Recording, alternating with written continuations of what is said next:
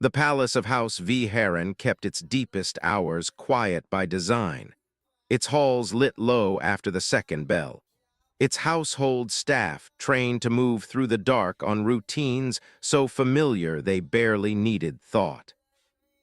It was the 7 intruders who slipped through a service conduit beneath the east wing that night had been assured. The easiest kind of target a paying client could ask for, a royal nursery guarded by nothing more than a skeleton night staff. And if the palace's own personnel records were to be believed, a single elderly human manservant whose only recorded duties involved tea service and the polishing of silver. "Confirm again," said the team's leader, a lean, pale-scaled operative named Voss Kethrian, crouched in the shadow of a support column while his team checked their weapons in the dim emergency lighting. "One human. No other security within 2 corridors of the nursery." "Confirmed," said his second, running a final scan against the palace's outdated internal schematics, the ones Voss's employer had paid handsomely to acquire from a disgraced former steward. "Butler position, human male, designation Arthur Kessler, 61 years of age by Terran reckoning. No combat record on file. No security clearance beyond standard household access. He's not even armed. Voss protocol doesn't permit it for domestic staff." Voss allowed himself a thin, satisfied smile beneath his rebreather mask. The client's instructions had been simple and generously compensated. Eliminate the 2 royal heirs currently asleep in the nursery before the Queen's formal succession announcement 3 days hence, and make it look, if possible, like the tragic work of a fire or a structural failure, rather than the calculated act of political violence it actually was. A human manservant standing between his team and that payment barely registered as an obstacle worth discussing. "Move up," Voss said. "Quiet as you came in. If the old man wakes, we put him down without noise and we're gone before anyone else in this wing so much as stirs." None of them knew, moving through those low, familiar halls with the confidence of men who had already priced the entire operation as a formality, that the human manservant currently completing his final rounds of the evening had spent 11 years of his life before entering royal service in a branch of Earth's Special Operations Command that did not appear in any public record anywhere in Coalition space, and that the quiet, unremarkable rhythm of his nightly rounds through the nursery wing was not habit at all, but a discipline he had never once, in 9 years of service to House V. Heron, allowed himself to fully set down. 2 levels above the intruder's entry point, in a corridor lit only by the palace's low night lamps, Arthur Kessler moved through the same final circuit he walked every evening at precisely this hour. The Great Hall, the West Gallery, the small chapel where the Queen kept her private devotions, and finally the long corridor leading to the nursery wing itself. It was to any observer the unremarkable routine of an aging household servant fulfilling a duty grown comfortable through repetition. It had never once in 9 years been only that. Each pass through the palace's quieter corridors was, and had always been, a small, deliberate act of reconnaissance disguised as habit, a chance to notice what belonged and what didn't, to feel the particular texture of an ordinary night against which anything unusual might eventually stand out. He had walked this exact circuit perhaps 3,000 times since accepting the posting, and 3,000 times nothing at all had come of the vigilance beneath it. He had never once, in all those quiet, uneventful nights, allowed himself to believe that meant the vigilance itself was no longer necessary. Arthur Kessler had come to House V. Heron 9 years earlier through a placement service that specialized, discreetly and at considerable expense, in matching human staff to the households of the Coalition's wealthier and more traditional noble families. It was a peculiar niche that had grown up around humanity in the decades since first contact, one that Arthur had found equal parts useful and quietly amusing when he'd first learned of it during his transition out of active service. Across a dozen different alien cultures, humans had somehow acquired a reputation for absolute discretion, unshakable loyalty once given, and an almost pathological reliability in matters of household order. A reputation earned, as far as anyone could trace it, from the conduct of the first generation of human diplomatic staff who had served in coalition capitals during Earth's earliest and most delicate years among the stars. When a single leaked confidence or a single lapse in composure might have cost the whole species dearly. Whatever the reputation's origins, it meant that noble houses across a significant swath of coalition space had developed over the decades a genuine appetite for human domestic staff, butlers, stewards, majordomos, the kind of quiet, competent presence a household relied upon to run smoothly without ever drawing attention to itself. It was, Arthur had thought when he first accepted the posting, close enough to the discipline of his old profession that the transition felt less like retirement and more like a change of uniform. The same vigilance, the same attention to the details other people overlooked, redirected from watching for enemy movement to watching for an empty teacup or an unswept hearth. He had not expected, in 9 years of quiet service to House Viharen, that the old vigilance would ever need to become anything more than habit.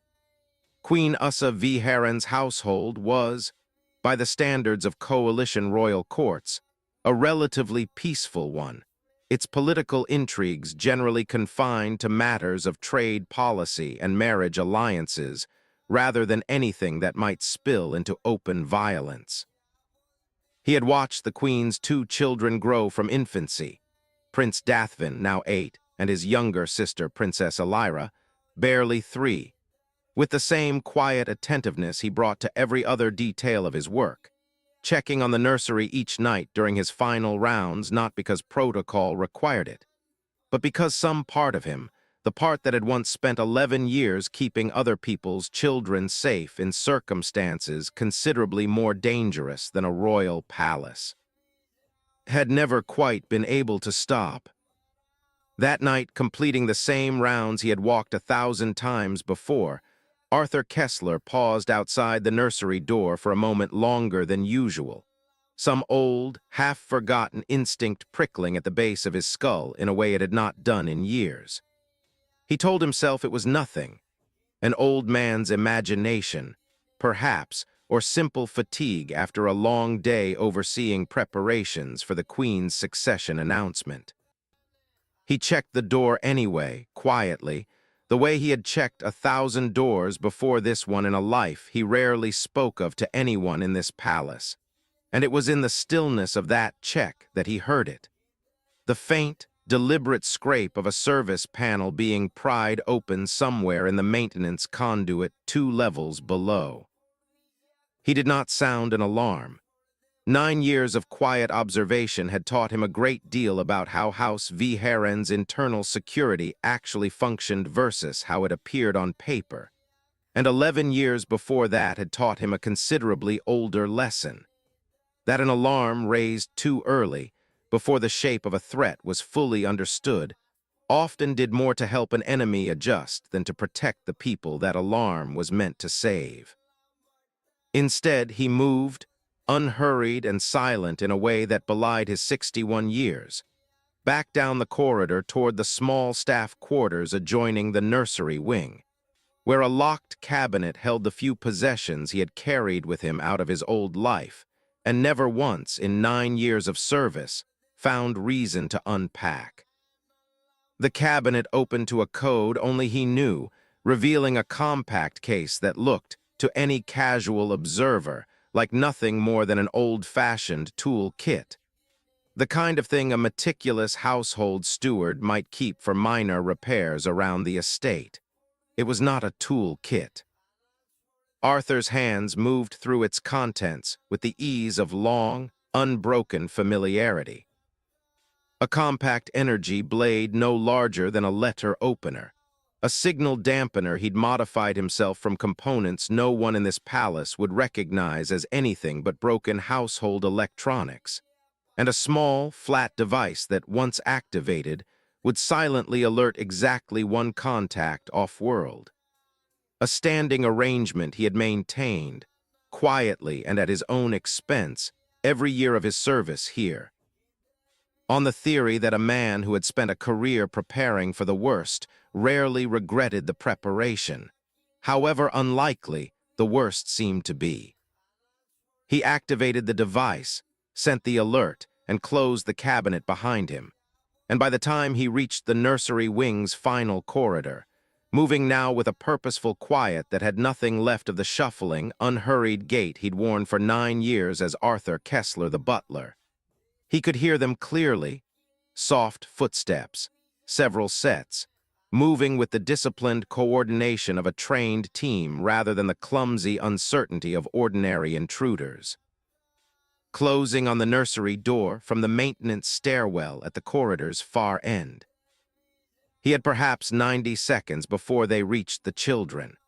He used the first 30 of them positioning himself in the shadow of the corridor's central archway, where the low emergency lighting left a pocket of near-total darkness, and the next 30 confirming, through the small, silent motion sensor he'd built into his cufflink years before and never once needed until tonight, that there were 7 of them, armed, moving in a standard breach formation that told him more about their raining than any of them would have liked.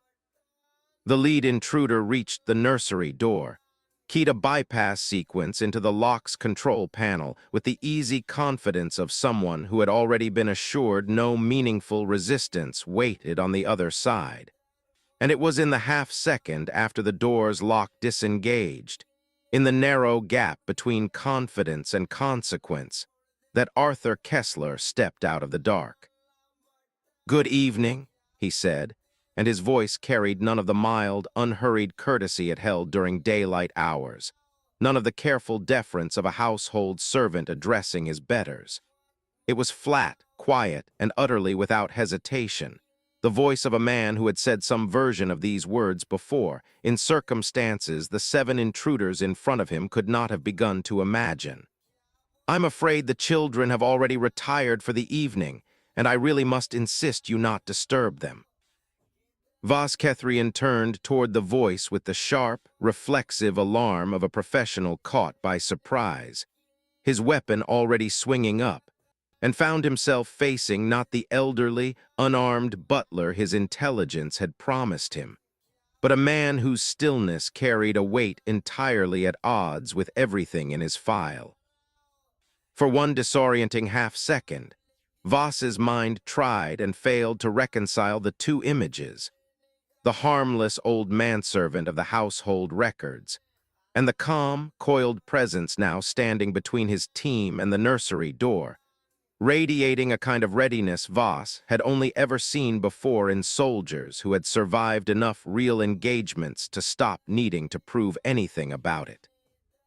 "Take him," Voss snapped, recovering his composure and his purpose in the same breath, and 2 of his team lunged forward, weapons raised, expecting the kind of brief, clumsy resistance an untrained 61-year-old servant might offer before folding under the first real pressure applied against him.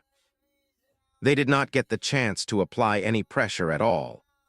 Arthur moved before either of them completed their first step, closing the distance in a blur that seemed, to the rest of Voss's team watching from further down the corridor, almost impossible to reconcile with the deliberate, unhurried gait they'd observed on their surveillance passes over the preceding weeks. The energy blade found the first attacker's weapon arm before the man had fully raised it, a precise, economical strike that disabled the limb without killing him.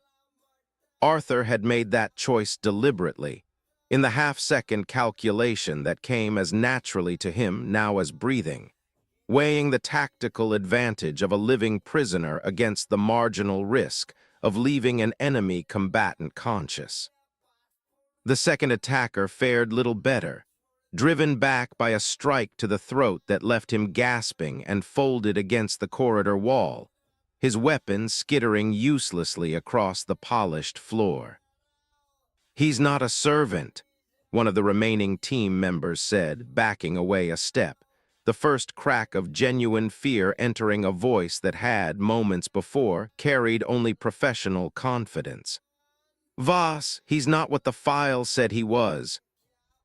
"I don't care what he is," Voss said, though the certainty in his own voice had thinned considerably in the last several seconds. "There are 7 of us and 1 of him. Converge all weapons now." Arthur Kessler had faced worse odds than 7 against 1, in circumstances that had cost him considerably more than the polite, comfortable retirement he had spent the last 9 years quietly enjoying. And as the remaining intruders opened fire in a coordinated volley, meant to overwhelm a single target through sheer weight of numbers, he was already moving, using the archway's shadow and the narrow confines of the corridor to deny them the clean lines of fire their formation depended on. Closing the distance on the nearest shooter with a speed that made the very idea of an elderly butler feel, to every person watching, like a cruel joke played at their own expense. He reached a service alcove set into the corridor wall, the kind of unremarkable fixture that held nothing more interesting, to any casual eye, than a stack of polished silver serving trays awaiting their morning use, and came up from it with one of those trays already in hand, angled to deflect the next volley of fire with a precision that spoke of a man who had spent considerably more of his career improvising with whatever was on hand than relying on purpose-built weapons. The tray took the brunt of 2 shots meant for his chest, its surface scorched and buckled but intact, and in the half-second of confusion that bought him, Arthur closed the remaining distance on the third shooter and ended the exchange with an economy of motion that left the man disarmed and unconscious before he fully registered what had happened. "This is not going the way you were told it would," Arthur said, to whoever among the remaining 4 was still listening. Loosely enough to hear him over the chaos, his voice carrying that same flat, unhurried calm even as he moved, continuously, denying every one of them a clean shot. "I'd suggest, gentlemen, that whoever assured you this would be an easy night's work either lied to you deliberately, or simply never bothered to ask the right questions about the household staff here. Either way, I'm afraid you've been rather badly used." Voss Kethrian, watching 3 of his team fall in the space of perhaps 20 seconds to a man his intelligence had assured him carried no combat record whatsoever, made the calculation every experienced operative eventually learns to make in the field, that the mission's original parameters no longer applied, and that survival now mattered considerably more than the payment waiting at the end of a job that had clearly been misjudged from its very first briefing. For one desperate instant, he considered a different calculation entirely. A grenade, pulled from his belt with hands that trembled more than he would have liked to admit, that might end the encounter in a single indiscriminate stroke regardless of what stood between him and the nursery door. Arthur saw the motion before Voss's fingers fully closed around the device, and closed the distance between them in a single, explosive stride that ended with the weapon skittering harmlessly down the corridor, and Voss himself pinned hard against the wall, the breath driven entirely from his lungs. "That," Arthur said quietly, holding him there with an ease that made the earlier violence look almost restrained by comparison, "would have been an extraordinarily poor decision, Mr. Kethrian. I'd ask you to consider, in whatever time you have left to make better ones tonight, that indiscriminate violence in a corridor this close to 2 sleeping children is not a mistake I am prepared to allow, regardless of what it costs either of us to prevent it. He released Voss with a shove that sent the man stumbling back toward his two remaining subordinates, his priority remaining, as it always had been, the nursery door rather than the pursuit of a man he'd already disarmed of his worst option. Voss barked an order to fall back, but it came a half-second too late for two more of his remaining team, and by the time the surviving three reached the maintenance stairwell they'd used to breach the palace, Arthur Kessler stood alone in the corridor behind them, breathing hard for the first time since the confrontation began, with 5 unconscious or disabled intruders scattered across a hallway that, an hour before, had held nothing more dramatic than the low hum of the palace's night lighting. He did not pursue the retreating three. His priority, as it had been from the moment he'd heard that first scrape of metal in the maintenance conduit, remained exactly where it had always been, the nursery door behind him, and the 2 children on the other side of it, who he could now hear, faintly, beginning to stir and cry at the sound of the commotion that had just erupted feet from where they slept.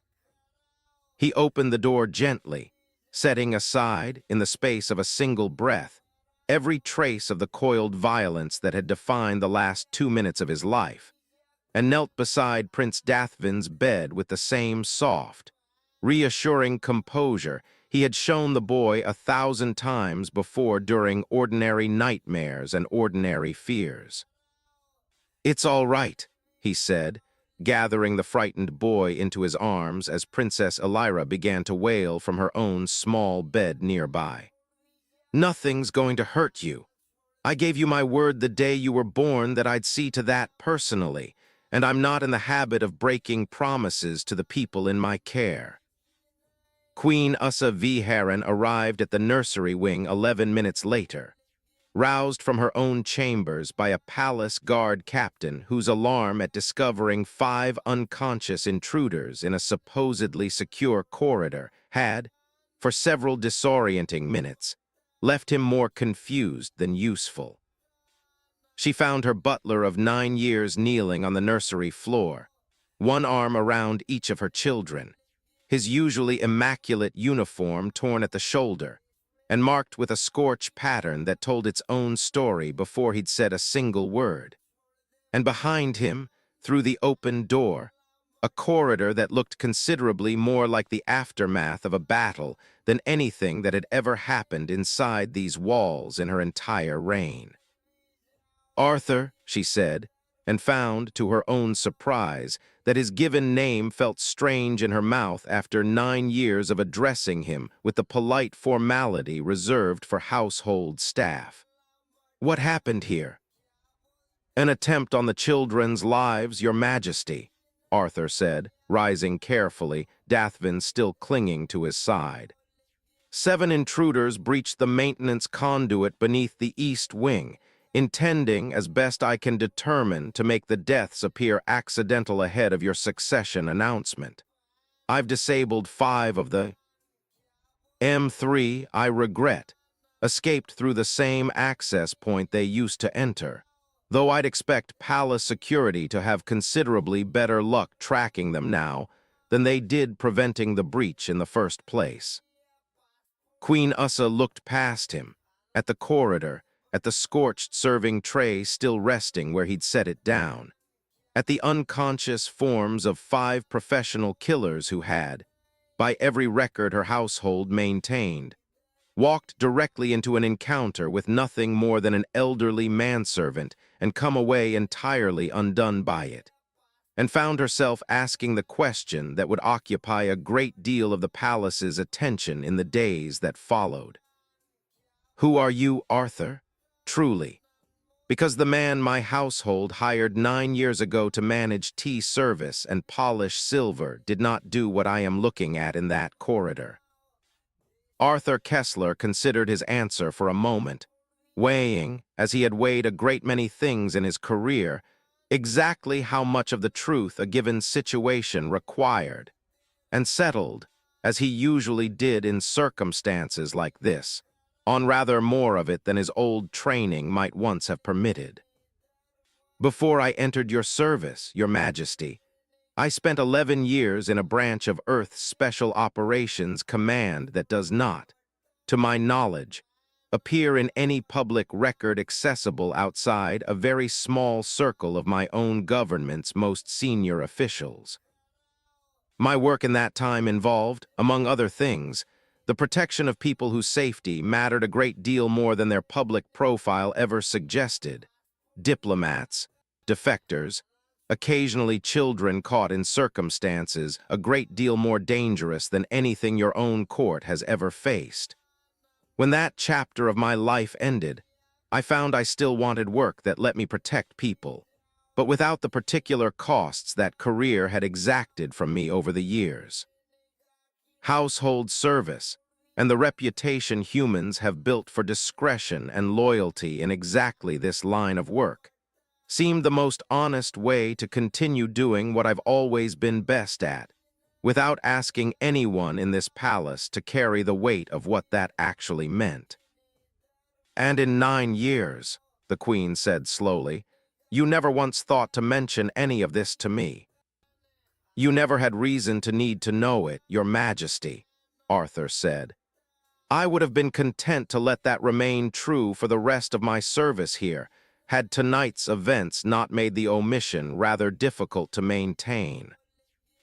The interrogation of the 2 surviving intruders, conducted the following morning by palace security under Queen Ussa's direct oversight, revealed a plot considerably more entangled in the court's own politics than a simple hired assassination. The younger of the 2, still visibly shaken from the previous night's failure, resisted the initial questioning for the better part of an hour, clinging to the professional discipline his training had drilled into him, until the palace's chief investigator produced, without comment, a recording of Arthur's brief exchange with Voss Kethrian in the corridor. The calm, unhurried warning about indiscriminate violence near sleeping children. Delivered by a man the operative had watched dismantle 3 of his colleagues in under a minute. He could have killed all of us, the young operative said finally, his composure cracking in a way that had nothing to do with any physical pressure the investigators had applied. He didn't. He disabled us, one at a time, with exactly the amount of force needed, and not a fraction more, in a household that gave every one of us 100 better reasons to expect mercy from a servant than we ever gave him to extend it. I don't understand what kind of person does that. I don't understand what kind of person we were told didn't exist.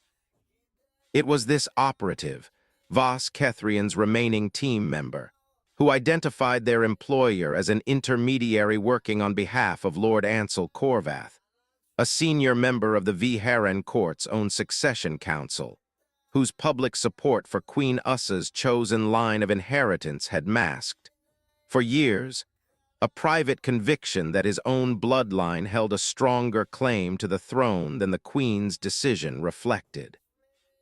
He never expected it to be traced back to him, the operative said, in testimony that would, within days, append the careful political balance Queen Ussa's court had maintained for the better part of a decade. The plan depended entirely on the deaths looking accidental. Nobody accounted for the household actually having real security. Our intelligence said there was nothing between us and the children but an old human servant who couldn't so much as raise a hand against a trained team. I don't know where that intelligence came from, but somebody's going to have a great deal of explaining to do. Lord Corvath was arrested within the day, his own private security proving entirely unwilling to risk their own lives defending a man whose plot had so thwarted. Ollie collapsed, and the formal proceedings that followed occupied the court's attention for weeks, reshaping the balance of the succession council in ways that would echo through House Viharen's politics for years to come. Queen Ussa, for her part, found herself fielding a rather different set of questions in the weeks after the attack. Not about the plot itself, which resolved with the particular tidy finality reserved for conspiracies whose central figure has already been captured, but about the man who had stopped it, and about what his existence in her household said about a species she, like most of the Coalition's older, more established powers, had spent decades regarding with a courteous but largely unexamined condescension.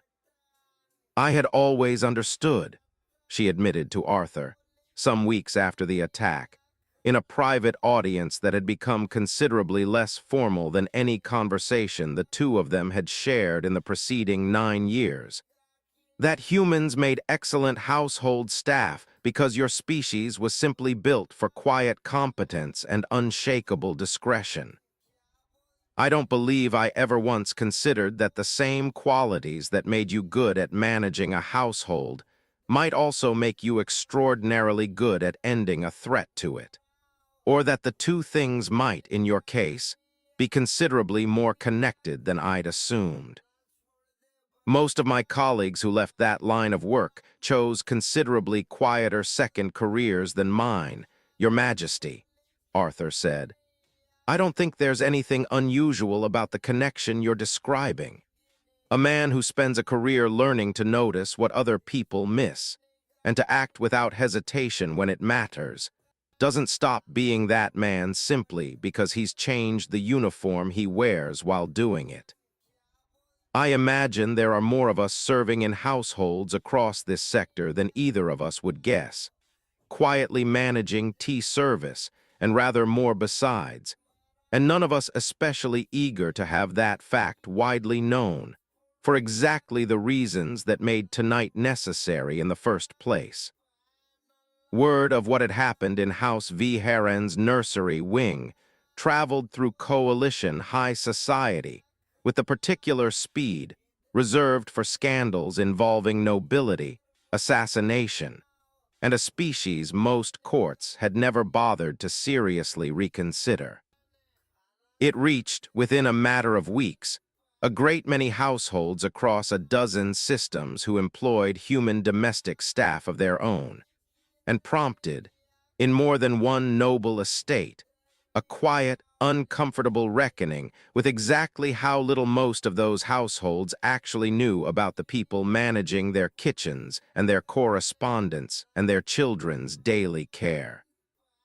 At the ducal estate of House Merivane, 3 systems away, a human steward named Priya Osai, no relation, though the coincidence would later amuse her when she heard the story, to a rather more famous admiral who shared her surname, found herself fielding a sudden flurry of unusually personal questions from a household that had, for the 11 years of her employment there, treated her competence as a simple, unremarkable fact of daily life, rather than something worth examining closely. "Were you like him?" the young Duchess asked her directly over breakfast, in a tone that suggested she'd been building up to the question for days. "The butler from House V. Heron, was that sort of thing common before you all came to work in households like this one?" "Common enough," Priya said, with the careful diplomacy of a woman who had spent over a decade managing the delicate egos of a noble household, and had no particular interest in overturning that careful balance now. "Enough of us came out of one kind of demanding service or another that a second career built around discretion and attentiveness felt like a natural fit. I wouldn't call it universal, Your Grace, and I wouldn't ask any of us to confirm or deny anything specific about our own histories, if it's all the same to you.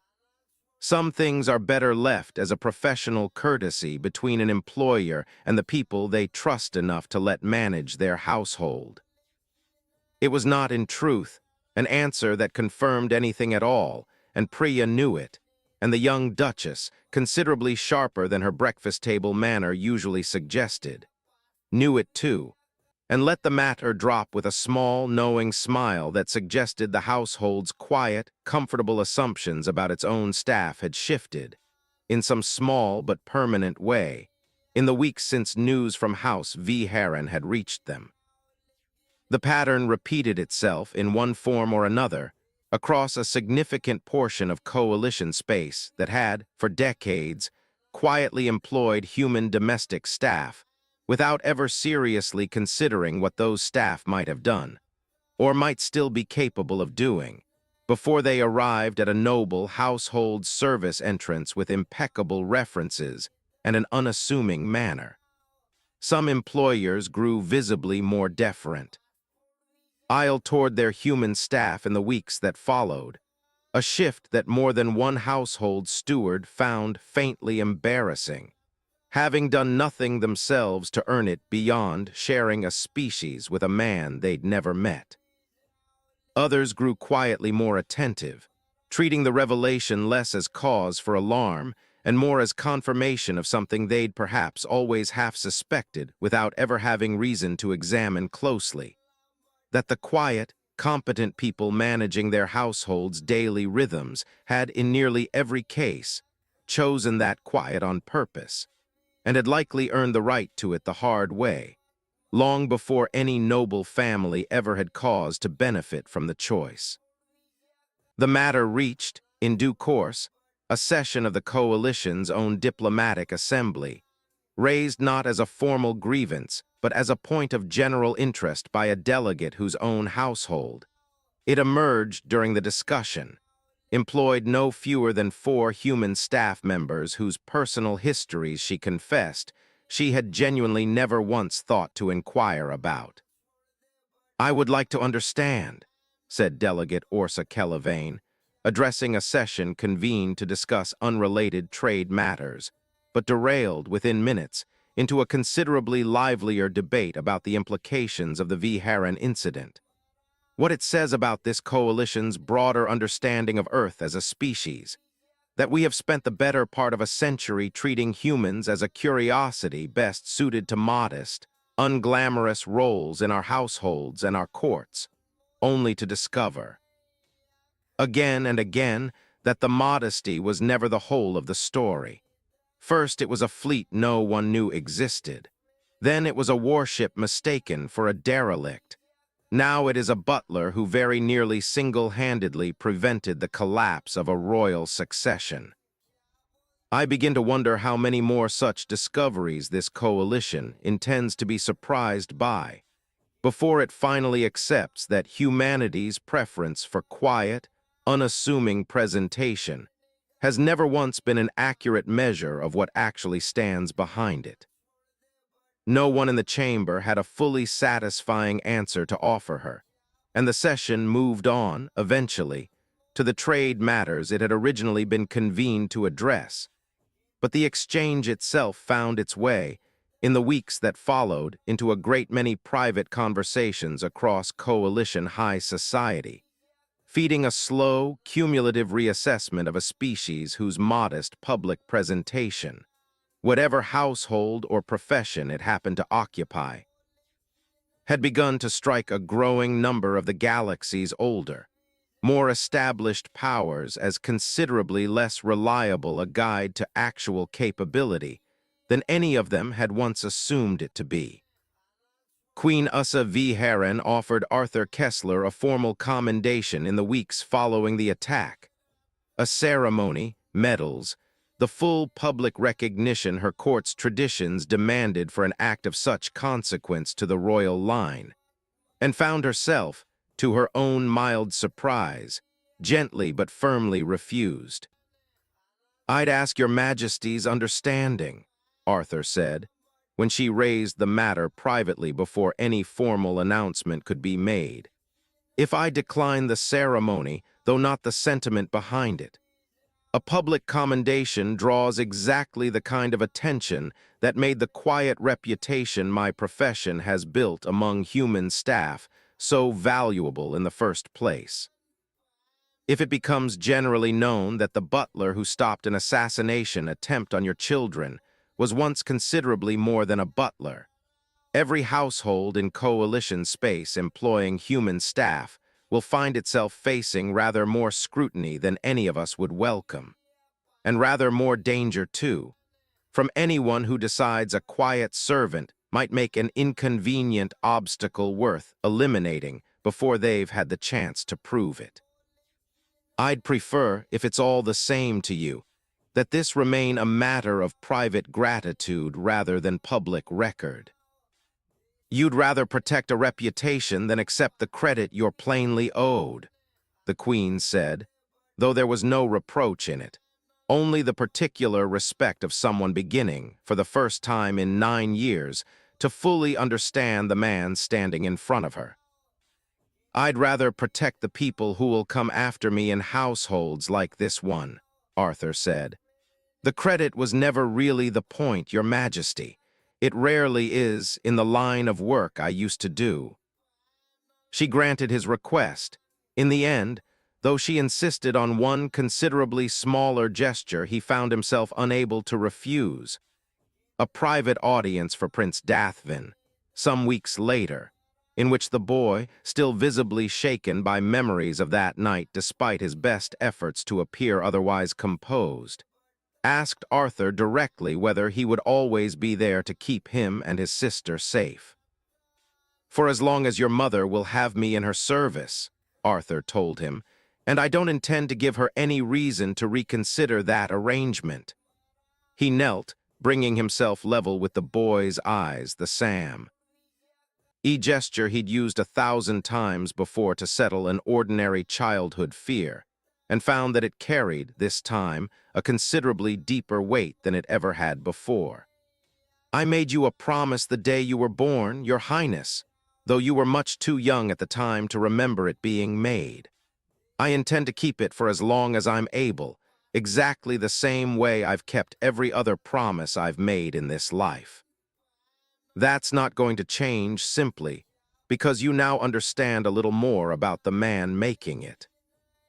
The truth of why Arthur Kessler had left active service, a detail he shared with almost no one in the years since, and had certainly never intended to share with Queen Ussa V. Heron, surfaced eventually in a quieter conversation between the two of them, months after the attack, once the formal proceedings against Lord Corvath had concluded, and the palace had settled back into something resembling its ordinary rhythm. "There was a mission, 11 years into my service, that went considerably worse than any before it," he said, the two of them sharing a rare, informal evening in the small study adjoining her private chambers, a space where the usual formalities of Queen and staff had, in the months since the attack, given way to something closer to genuine friendship. "I was tasked with protecting a diplomat's family during an extraction from a system that had turned considerably more hostile than anyone's intelligence had predicted. I got the diplomat out. I did not get his youngest daughter out in time, and I have spent every year since trying to reconcile the difference between the two outcomes, and finding, more often than I'd like to admit, that the reconciliation never quite completes itself. And household service became your answer to that," Ussa said quietly. "It became the shape my life took afterward, at least," Arthur said. "I didn't choose it consciously in the beginning as some grand act of atonement. I simply found that I still wanted to protect people, and that I no longer had any appetite for the kind of work where the stakes of failure were measured in the way they'd been measured that day. A royal nursery, tea service, the quiet, unglamorous rhythm of a well-run household. It let me keep doing the only thing I've ever really been good at, without asking me to carry that particular weight again. I hadn't expected, when I accepted this posting 9 years ago, that the weight might find me here anyway. I find, having faced it, that I'm rather glad it did. It meant I got the second chance the mission 11 years ago never gave me, the chance to make sure this time the children in my care came through it whole." Queen Ussa said nothing for a long moment, watching a man she had employed for nearly a decade without ever once suspecting the full weight of what he carried beneath the calm, unhurried competence of his daily service, and found, in the silence, that her own understanding of humanity's place in her court, and perhaps in the wider galaxy beyond it, had shifted in a way she suspected would outlast this particular conversation by a very long time. The three assassins who had escaped through the maintenance conduit that night did not evade capture for long. Arthur's silent alert, sent in the first minutes of the crisis to a contact he had maintained quietly for the entirety of his 9 years in service, had reached a small, discreet office within Earth's diplomatic corps that existed for precisely this purpose. A coordination point for the network of former operators who had, like Arthur, transitioned into household and personal service roles across Coalition space, and who maintained, among themselves, a standing arrangement to support one another in exactly the kind of crisis none of them ever expected to actually face. The office, known within its small circle of former operators simply as the threshold desk, dispatched a quiet retrieval team within hours of Arthur's alert, working alongside House V. Heron's own security forces to track the fleeing assassins through 3 jumps and a dozen false trails before finally cornering them in a transit station on the edge of Coalition space, exhausted, out of resources, and considerably less inclined toward resistance than they had been during the confidence of their original assignment. Vas Kethrian was among those captured, and he offered no resistance at all when the retrieval team finally closed on his position, some deeper professional instinct recognizing, in the calm, methodical efficiency of the operatives now surrounding him, exactly the same quality he'd so badly underestimated in the palace corridor days before. He spent the transport back to Coalition custody in a silence that Marcus Webb, overseeing the handover personally, found more telling than any confession the man might have offered. "You had good instincts once," Webb told him before the formal handover concluded. "Good enough that whoever rooted you clearly saw something worth investing in. I'd suggest you spend whatever years your sentence allows you thinking rather harder about who you let build your intelligence for you next time, assuming there is a next time. The man you underestimated spent 11 years doing exactly the kind of work you were attempting, and doing it considerably better than you did, because he never once let his own confidence get ahead of what he'd actually confirmed about his target. That's the whole of the lesson, Mr. Kethrian, and it's one I'd have thought your training already covered." "You should have told them the truth," the Threshold Desk's regional coordinator, a retired officer named Marcus Webb who had spent his own second career quietly managing the affairs of a merchant house 3 systems from House V. Heron, told the captured operatives during a brief, informal debrief before handing them over to Coalition authorities. "Whoever assured you that job would be easy clearly never bothered to check whether the household in question employed one of us. That's rather the whole point of what people like Arthur Kessler and I do out here, gentlemen. We're not decorative. We were never meant to be." The Threshold Desk itself remained, in the months following the V. Heron incident, exactly as quiet and unpublicized as it had been for the several decades of its existence, its work continuing largely unnoticed by the wider coalition even as whispers of its existence began, inevitably, to spread through the same noble households that had spent the preceding weeks reconsidering everything they thought they knew about their own human staff. It was not, Marcus Webb reflected privately, an organization that particularly wanted to be found, any more than the vigil program guarding Earth's old battlefields wanted its existence widely known, or the hidden fleet that had once answered an invasion at Sol wanted its numbers counted by anyone outside a small, sworn circle. Earth had learned, across the whole of its complicated, hard-won history among the stars, that some of its most valuable work was done best exactly where no one thought to look for it. The formal proceedings against Lord Corvath, once concluded, produced their own quieter aftershocks within House V. Heron's Succession Council, several of whose members found themselves, in the months that followed, taking a rather more careful interest in the loyalties and capabilities of their own household staff than they ever had before. Lady Considine Ashworth, the council's eldest surviving member and a woman whose decades of court politics had left her with little patience for sentiment of any kind, raised the matter directly during a private session convened to review the palace's security failures. "I would like it formally noted," she said, "that this council spent 9 years treating the man who ultimately saved the succession as a matter beneath its serious attention, on the assumption that a human butler represented nothing more than exactly what his title suggested.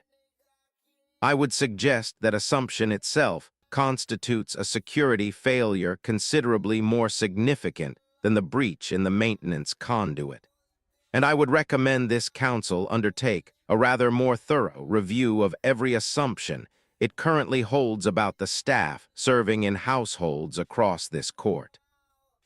The review that followed, conducted over the subsequent several months, uncovered nothing especially dramatic. No other hidden operatives, no further conspiracies waiting to be exposed. But it produced, in its quieter way, a lasting shift in how House V. Heron's nobility regarded the human staff serving throughout its estates, a shift that Queen Ussa observed with some private satisfaction, having herself undergone a version of the same reckoning in the personal. Considerably less formal conversations she'd shared with Arthur Kessler in the months since the attack. "I find myself wondering," she said to him, some months later, during one of the quiet evening conversations that had become a regular, informal fixture of her private schedule since the incident. "How many other households across this coalition are sitting on the same quiet reserve of capability my own court spent 9 years failing to notice, simply because it arrived wearing a servant's uniform rather than a soldier's?" "More than you'd guess, Your Majesty," Arthur said, "though I'd ask you not to go looking too hard for an exact count. Some of us would rather the number stayed comfortably uncertain." She laughed, a genuine, unguarded sound that had grown considerably more common in his presence over the preceding months than the careful, formal courtesy that had once defined every exchange between Queen and Butler. "I imagine you would. Very well, Arthur. I'll leave the mystery exactly where you'd prefer it, quiet, unremarked, and entirely underestimated by anyone foolish enough to test it a second time." "That, Arthur," R said, allowing himself the faint, private smile he rarely showed anyone in this palace beyond the 2 children currently asleep, safely, 2 floors above them, "has always been rather the point."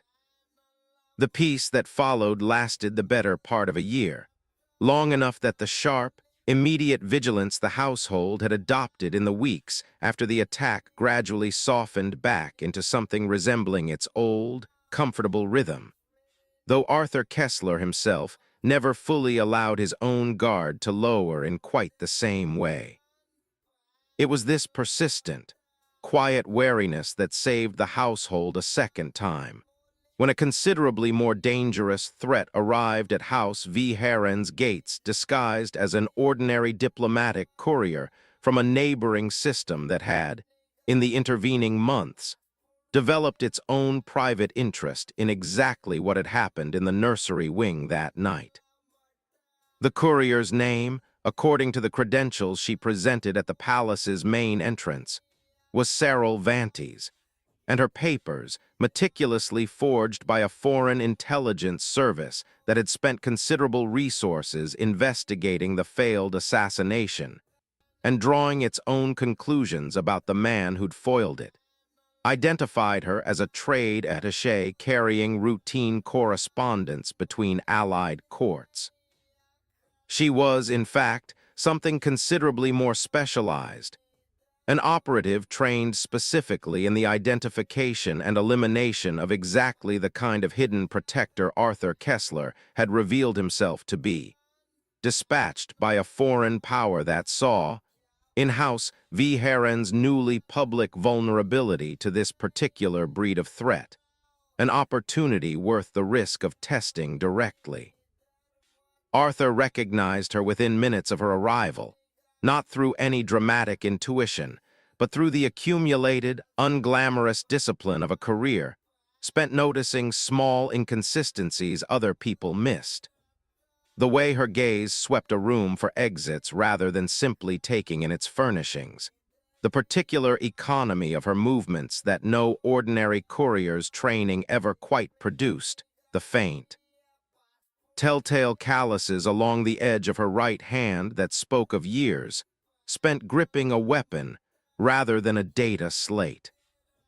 "You've come a long way for a routine correspondence delivery, Ms. Vantes," he said, intercepting her in a quiet corridor well away from the household's more populated wings, his tone carrying the same mild, unhurried courtesy he'd shown 1,000 ordinary visitors over the years. "I wonder if we might speak plainly instead, and save us both the trouble of a pretense neither of us particularly needs." Cyril Vantes's composure did not break, but something in her expression sharpened, the particular recognition of one professional identifying another. "I was told you were good," she said. "I confess I expected the recognition to take rather longer than it did." "I've had considerably more practice at this than most people realize," Arthur said. "I'd ask you to consider before this goes any further than a conversation, whether whoever sent you fully understood what happened to the last team that underestimated this household.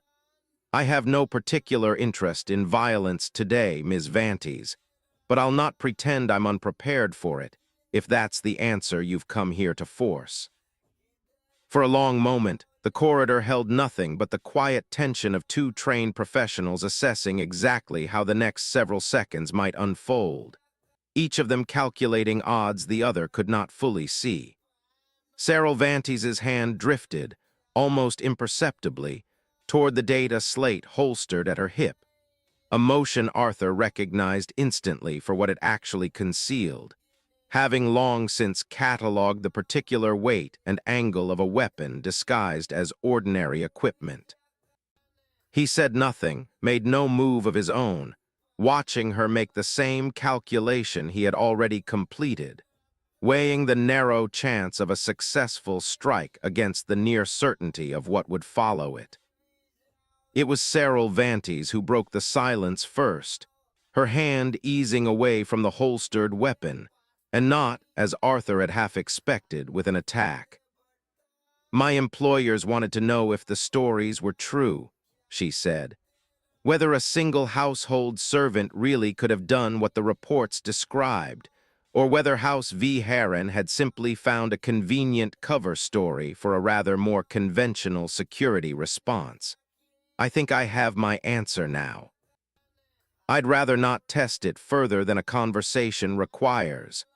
My orders were reconnaissance, not engagement, and I've no particular wish to become the second failed operation this household has handed my employers in as many years." "A wise assessment," Arthur said. "I'd suggest you deliver it accurately and perhaps add on your own account that any further testing of this household's security is likely to end considerably worse for whoever attempts it than the last effort did. Some lessons are worth learning second-hand, MS. Vantes, I'd encourage your employers to count themselves fortunate they still have the option." She left within the hour, her diplomatic credentials still technically valid. Her actual mission concluded in a manner that satisfied neither the ambition nor the risk her employers had hoped to test.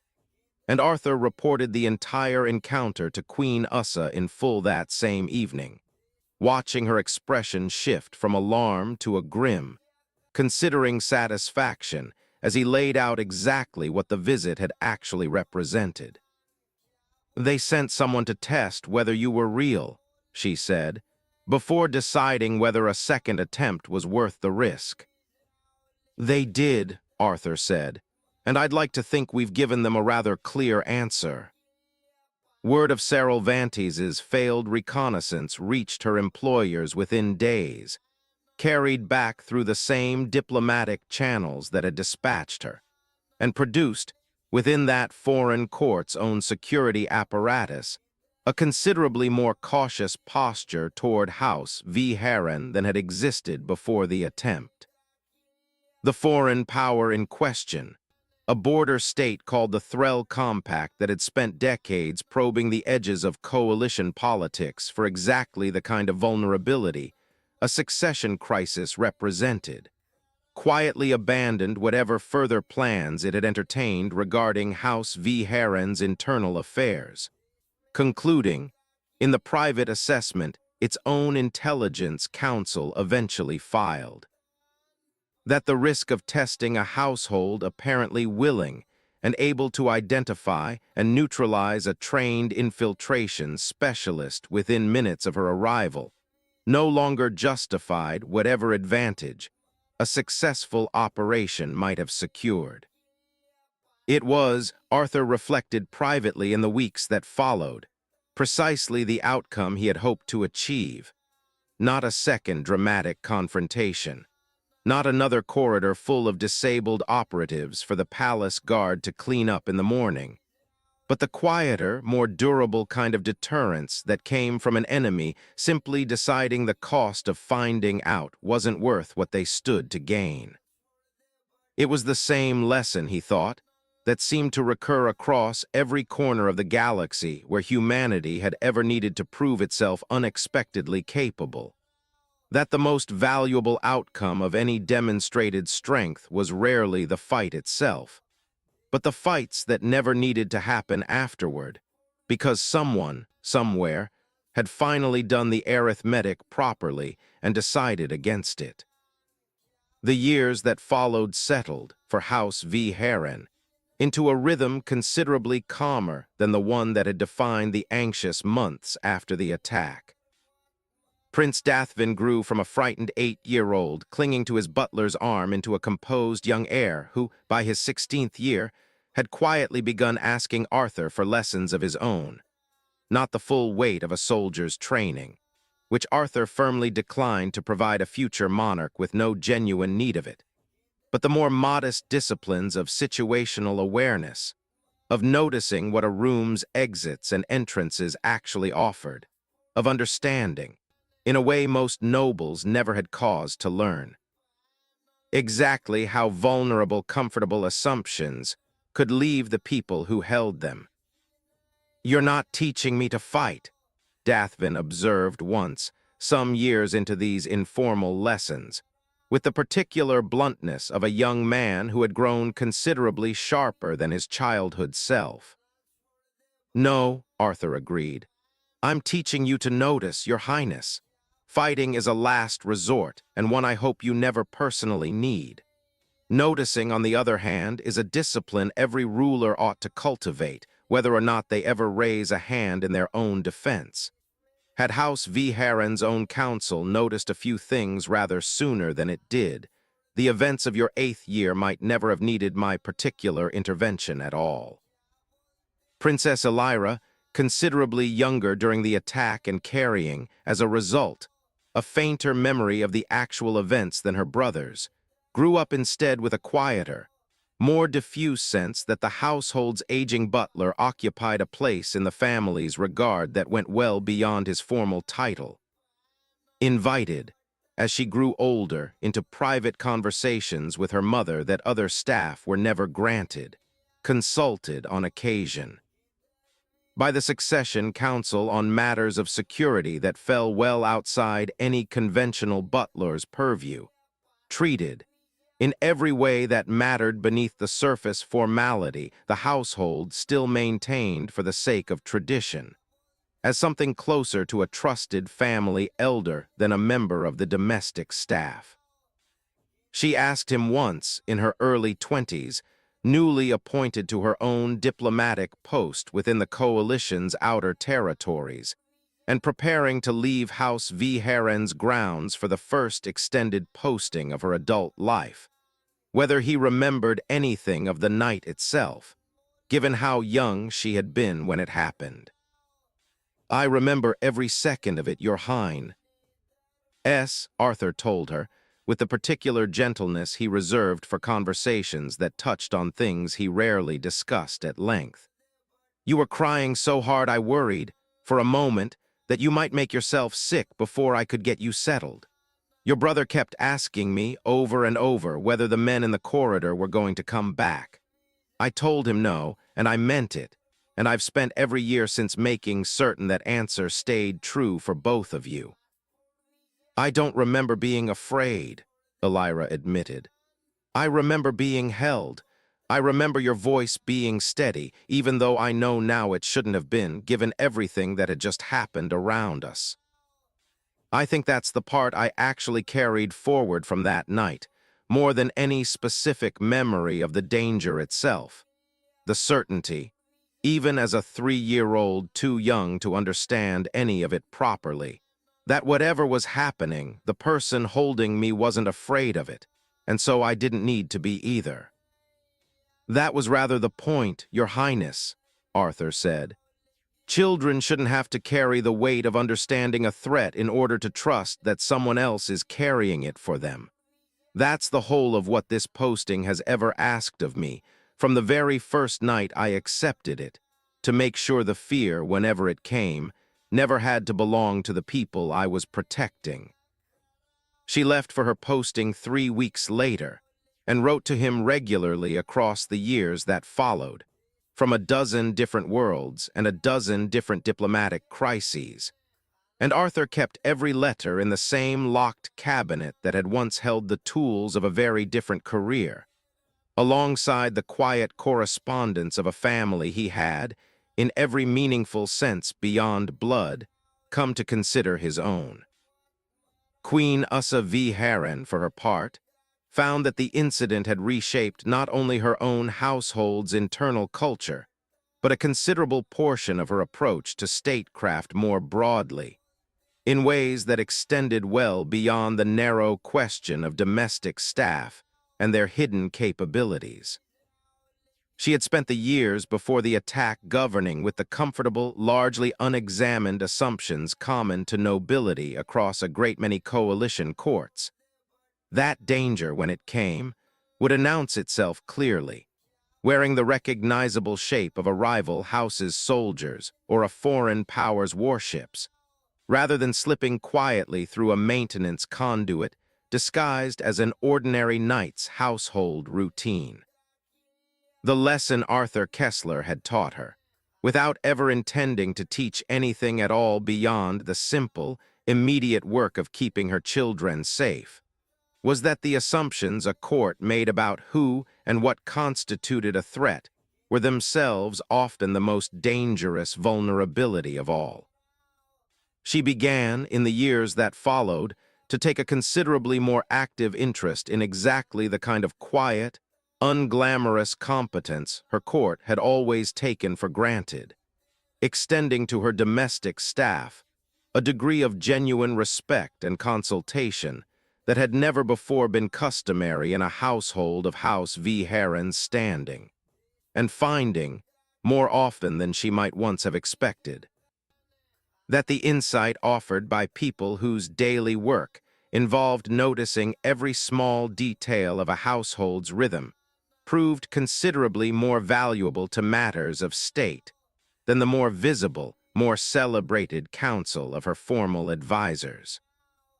"I used to believe," she told Arthur once, during one of their now regular evening conversations, some 8 years after the attack that had first revealed the true weight of what he carried, "that governing well meant surrounding myself with the most capable ministers, the most decorated generals, the most celebrated diplomats this court could attract.